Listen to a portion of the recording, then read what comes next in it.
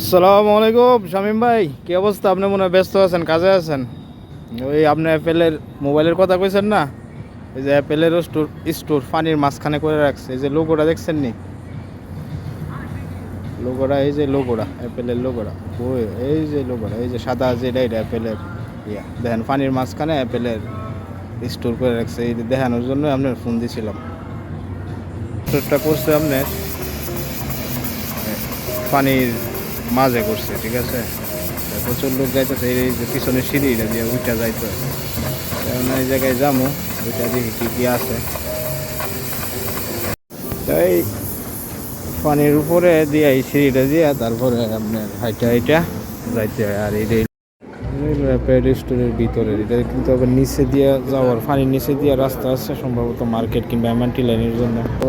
একটা হলো এটা খুব স্বচ্ছ ক্লিয়ার। সঠিক জানি না এটা কি পুরোটা কি অ্যাপেল স্টোর কিনা। এই জায়গায় দেখা যায় অ্যাপেলের ফোন রাখা আছে, অনেক কিছু রাখা আছে। সবাই যার যার মতো টিপা টেপা দেখতেছে।